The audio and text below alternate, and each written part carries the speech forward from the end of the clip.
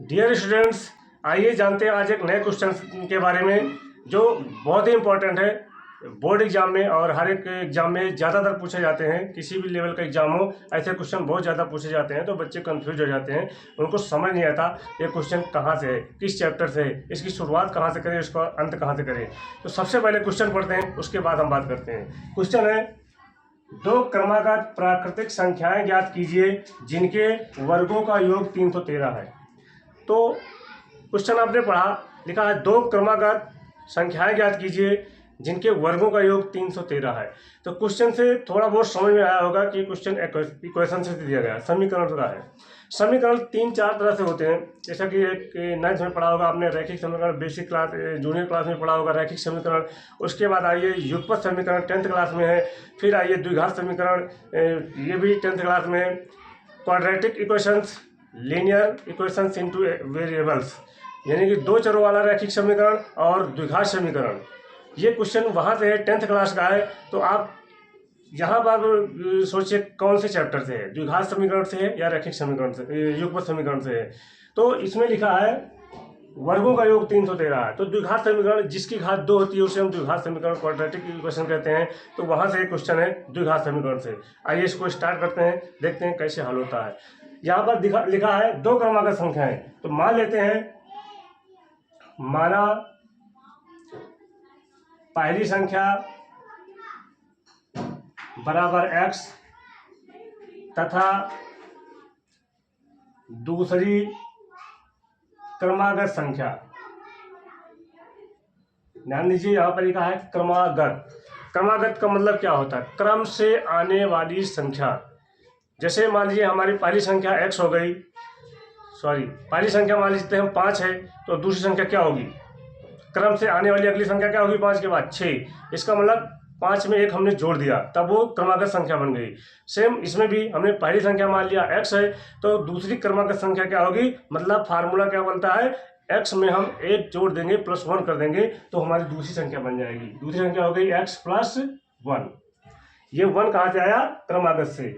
अब प्रश्न के अनुसार यहाँ पर लिखेंगे प्रश्नानुसार।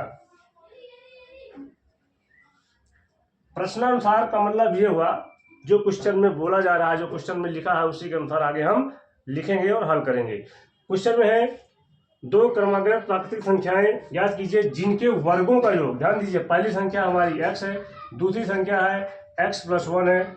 इनका वर्ग करेंगे, ऐसे हो जाएगा वर्गों का योग। वर्गों का योग का मतलब हुआ प्लस, बराबर दिया है 313। ये हमारा बन गया क्वाड्रेटिक इक्वेशन, द्विघात समीकरण। अब द्विघात समीकरण हल करने का फार्मूला आपको आता ही होगा, गुणनखंड विधि से या श्रीधराचार्य सूत्र से। फैक्टर करके बहुत सारे फार्मूले हैं द्विघात समीकरण हल करने के। आप किसी भी फार्मूले से आप उसको हल कर सकते हो। ध्यान दीजिए, x² + x + 1 का होल स्क्वायर। यहाँ पर अलजेब्रा में जाइए, a + b का होल स्क्वायर का फार्मूला लगाएंगे। a² + b² + 2 × a × b = 313। x² और x² मिलकर कितना हुआ? 2x² + 1 का स्क्वायर कितना होगा? 1 + 2, 2 और 1 का गुणा करेंगे 2x, x भी है साथ में, बराबर 313। अब 2x² 313 का पक्षांतर हम इधर करेंगे, क्योंकि हम द्विघात समीकरण हल कर रहे हैं। तो द्विघात समीकरण में बराबर में 0 लाना होता है। प्लस 2x लिखेंगे पहले, और 313 को जब इधर लाएंगे तो ये माइनस में 313 हो जाएगा। पहले भी हमने बताया था, किसी भी संख्या का अगर हम पक्षांतर करते हैं, दाईं तरफ से बाईं तरफ लाते हैं, बाईं तरफ से दाईं तरफ ले जाते हैं, तो उस संख्या का चिन्ह बदल जाता है। जैसे 313 प्लस में है, इधर लाएंगे तो माइनस में हो जाएगा। 2x² + 2x, 313 में से 1 घट जाएगा, क्योंकि माइनस का है प्लस का, तो बचेगा -312 बराबर 0। 2 यहाँ पर है, 2 यहाँ पर और 2 यहाँ पर कॉमन चला जाएगा। 2 कॉमन लीजिए, यहाँ पर क्या बचा? x² + x -2 से इसको डिवाइड करेंगे। 2 × 2, 2 × 5 10, 2 × 6 12, 156 बराबर 0। 2 यहाँ पर गुणा में है, गुणा में जो संख्या होती है बटे में चली जाती है, तो 0 के बटा आ जाएगी, तो हमारी संख्या यहाँ क्या बचेगी? ध्यान दीजिए, x² + x -156 बराबर 0। ये हमारा आया द्विघात समीकरण। इस क्वेश्चन से हमने बना लिया इसको एक समीकरण, क्वाड्रेटिक इक्वेशंस। अब इसका हल करने का फार्मूला है, चाहे आप सीधेचार का सूत्र x बराबर -b plus minus root b square minus 4ac बटा 2 से हल कर दीजिए, या फैक्टर विधि से हल कर दीजिए, गुणनखंड विधि से। गुणनखंड विधि से हल कर रहे हैं, आइए देखते हैं। यहाँ लिखा 156। 156 का हम ऐसा गुणनखंड बनाएंगे कि घटाने पर आना चाहिए 1, क्योंकि यहाँ पर बीच वाली संख्या कुछ नहीं है तो 1 मानेंगे, और माइनस है तो घटाने पर। फैक्टर करते हैं, 2 से 2 7 14, 2 8 16, फिर 2 से 2 3 6, 2 9 18, फिर 3 से 3 1 3 3 39, फिर 13 को 13 कम 13, तो 2 दूना 4 3 12 गुणे 13। ध्यान दीजिए 13 गुणे 12 होता है 256, और 13 में से जब 12 घटाएंगे तो आएगा 1। तो हम 101 यहाँ पर क्या लिखेंगे, एक्स स्क्वायर प्लस यहाँ पर लिखेंगे 13 माइनस 12 इंटू एक्स माइनस 156 बराबर 0 आ गया है। फैक्टर गुणनखंड विधि से हल कर रहे हैं इसको। अब x square plus 13x plus और माइनस का गुणा होगा माइनस इंटू 12x माइनस 156 बराबर 0। ध्यान दीजिए यहाँ पर 3 पद थे, यहाँ पर 4 पद हो गए, 1 2 3 4। अब 4 पदों में 2 का जोड़ा बनाएंगे, ऐसे और ऐसे। यहाँ पर जोड़ा बनाएंगे इसका, तो यहाँ पर x कॉमन हो जाएगा, यहाँ क्या बचेगा x प्लस 13। यहाँ पर जोड़ा बनाएंगे क्या हो जाएगा, माइनस के 12 कॉमन हो जाएगा, तो यहाँ बचेगा x, माइनस कॉमन लेंगे तो इस चीज में बदल जाएगा प्लस, और 12 कॉमन लेने का मतलब होता है भाग देना। कॉमन लेने का मतलब भाग देना। 12 से जब 156 को भाग देंगे तो यहाँ आएगा 13 बराबर 0। अगर हमारा क्वेश्चन जो हमारा हल करने का तरीका है यहाँ तक सही होगा तो एक चीज नोट करिए, दोनों ब्रैकेट में सेम चीज आएगी। जैसे इसमें आया x प्लस 13, इसमें आया x प्लस 13, दोनों में बराबर आ गया। अब ये कॉमन हो जाएगा x प्लस 13, दूसरे ब्रैकेट में x माइनस 12 बराबर 0। इन दोनों के बराबर 0 है।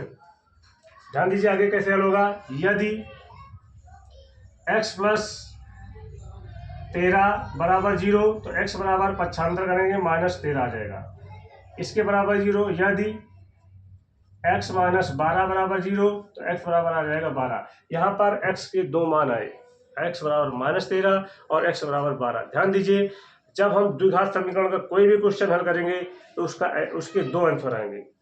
द्विघात समीकरण कोई भी हो, उसकी जितनी घात होगी उसके उतने आंसर आएंगे। जैसे घात 3 में है आंसर सवाल तो 3 आंसर आएंगे, 1 घात में है समीकरण तो 1 आंसर आएगा, 2 घात में समीकरण है तो 2 आंसर आएगा। अगर बाई चांस कोई भी समीकरण घात 4 में है तो उसके 4 आंसर आएंगे। यहाँ पर घात 2 में समीकरण था तो इसके आंसर भी 2 आए, इस चीज को नोट करिएगा। अब यहाँ पर 2 आंसर आए, माइनस 13 और 12। ध्यान दीजिए माइनस वाली संख्या हो जाएगी असंभव, क्योंकि संख्या ऋणात्मक नहीं होती। अब ये असंभव हो जाएगी, इसको हम यहीं पर छोड़ देंगे और x बराबर ले लेंगे 12। x बराबर हम क्या लेंगे 12, x बराबर 12 लेंगे तो x को हमने माना है पहली संख्या, x को क्या माना है पहली संख्या। अतः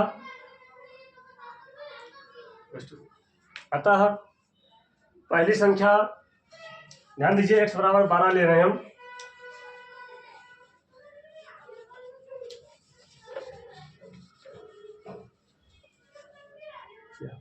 x बराबर 12 लेने पर पहली संख्या आ गई हमारी 12, क्योंकि x को हमने पहली संख्या माना है। तथा दूसरी संख्या हमारी क्या है यहाँ पर x प्लस 1, x प्लस 1 यानी कि 12 प्लस 1 इक्वल टू कितना हुआ 13। तो दोनों संख्याएं हमारी आ गई, पहली संख्या 12 और दूसरी संख्या 13। ध्यान दीजिए कल भी हमने बताया था युगपत समीकरण में आंसर तो आप निकाल के आ जाते हो, लेकिन कंफर्म नहीं होता कि आपका आंसर राइट है या रॉन्ग है, सही है गलत है। बच्चे हल करके आ जाते हैं और बोलते हैं कि हमने हल कर दिया और आंसर सही होगा, हमारे नंबर मिल जाएंगे। हाँ सही हो सकता है, होगा नहीं, हो सकता है। अगर होगा तो सही होगा तो उसको कंफर्म कैसे करेंगे, आइए हम आंसर की जांच करते हैं। जैसे कि एक्स, हमारी दो संख्याएं आई, एक्स पहली संख्या आई 12 और दूसरी संख्या आई 13। अब क्वेश्चन में आते हैं, जांच करते हैं हमारा आंसर राइट है या रॉन्ग है।